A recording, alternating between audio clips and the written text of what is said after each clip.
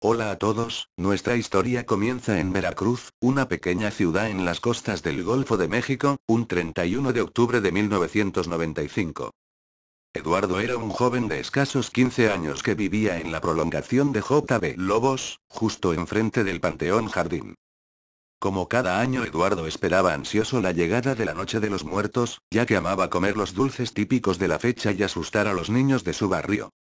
Ese día Eduardo sentía que no se divertía igual que en su niñez, buscando algo que hacer decidió prender su computadora y buscar en internet nuevas bromas que gastar en ese día. Como esperaba él, una lista enorme apareció ante él, una a una las revisó pero ninguna complacía sus expectativas. Siguió buscando hasta que encontró en un foro un tema con el título Invocación de muertos y espectros. Eduardo sin pensarlo dos veces entró a la página, una lista de materiales apareció en pantalla, así como diferentes oraciones para cada tipo de ser que se quisiera invocar. Eduardo pensó que no se trataban más que simples trucos y dejándose llevar por su curiosidad, tomó lista de los ingredientes, de las instrucciones y finalmente apuntó la frase para llamar a un muerto, pero antes de terminar, vio una frase que no había visto antes, una frase para invocar a un demonio.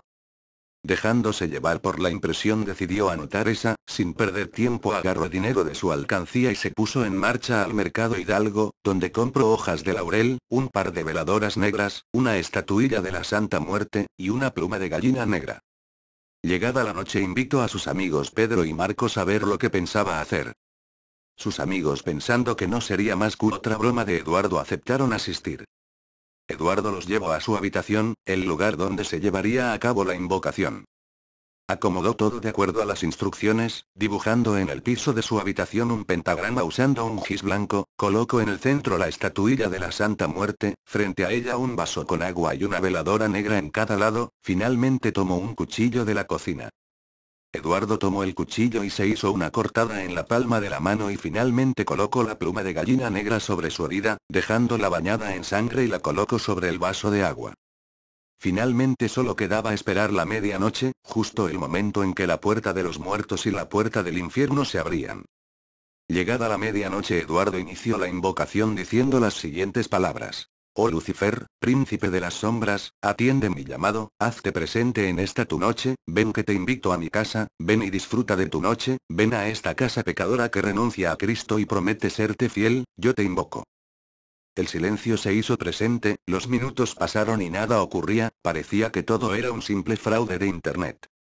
A los 10 minutos Marcos rompió el silencio exclamando vaya tontería Eduardo, nos hiciste perdernos el maratón de películas de horror solo por esto.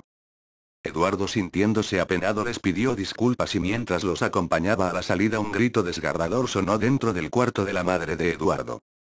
Los niños asustados corrieron a ver qué ocurría, entraron dentro de la habitación y vieron como una sombra se desvanecía junto a la cama de la madre de Eduardo. Corrieron junto a la madre de Eduardo esperando estuviese bien, pero al acercarse vieron la escena más horrible que hayan visto en su vida.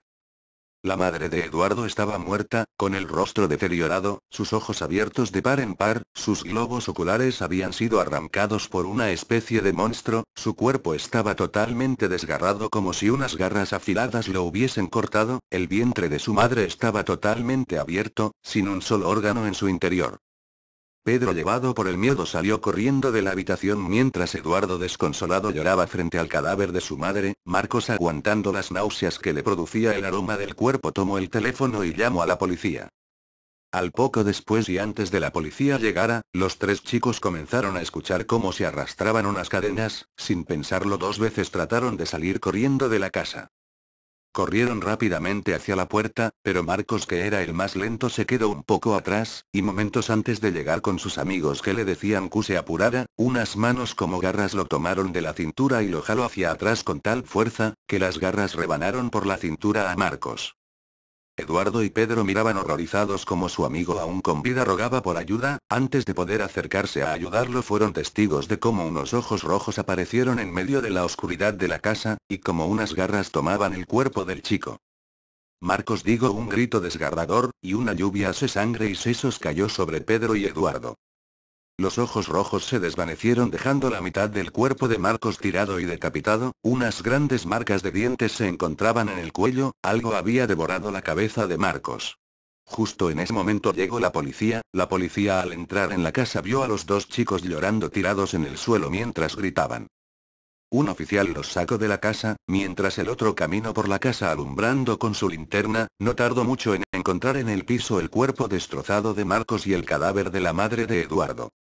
El oficial salió corriendo de la casa e interrogó a los chicos. No podía creer lo que esos chicos decían. Pedro fue llevado a su casa por uno de los oficiales, mientras Eduardo permanecía con un oficial esperando la llegada de su padre, el cual se encontraba en la ciudad de Xalapa.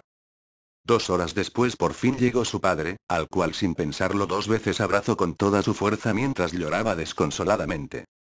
El oficial le pidió a Eduardo que le dejase hablar con su padre. Mientras los dos hablaban, Eduardo volteó hacia la ventana de su habitación en el segundo piso, donde hicieron la invocación. Vio claramente una enorme silueta oscura en la ventana. A pesar de su inmenso miedo, Eduardo no mencionó nada.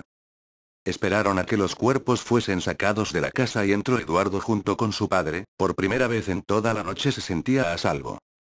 Padre e hijo se acostaron en la cama de Eduardo sin prestar atención al pentagrama dibujado en el piso, tratando de conciliar un poco de sueño. La noche siguió sin anormalidad alguna, hasta que la luz del sol entró por la ventana despertándolo.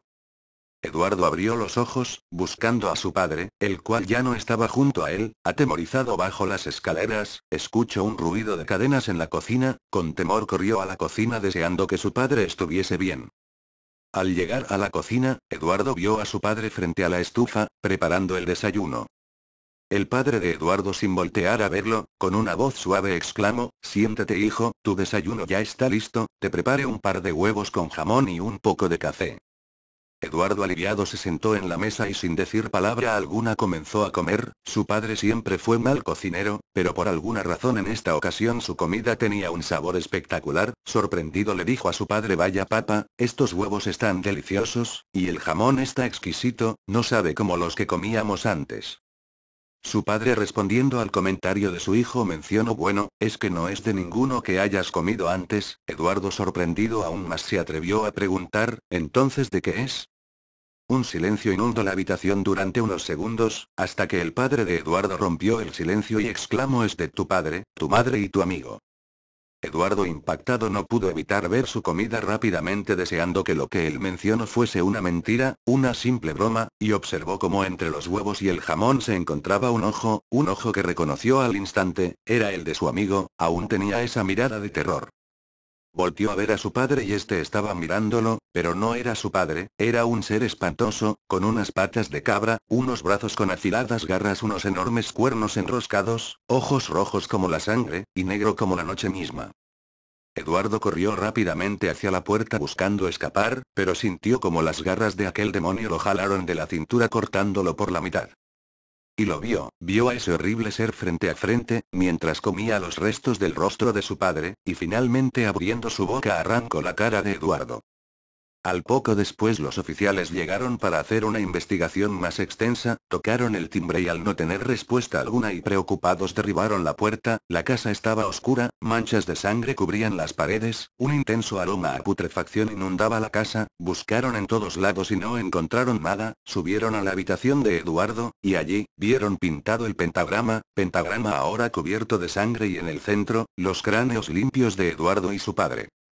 Horrorizados por esa visión, los oficiales entraron al cuarto, miraron hacia cada lado y no vieron nada más, hasta que una gota de sangre cae sobre el hombro de uno de los oficiales. Guiaron su mirada hacia el techo, y sorprendidos vieron escrito con sangre, un mensaje que decía: «Almas endiabladas, seres sin piedad, el 31 de octubre, es la noche de Satán». Y aquí concluye nuestra historia. La casa ahora está totalmente abandonada. Todo aquel que trata de habitarla muere la primera noche. Recuerden, chicos, entre el 31 de octubre y el 1 de noviembre, justo en el momento en que el reino de los muertos y el infierno se conectan con el mundo de los vivos, es posible invocar a los seres del más allá, pero tengan mucho cuidado, porque recuerden que esa noche es la noche del demonio.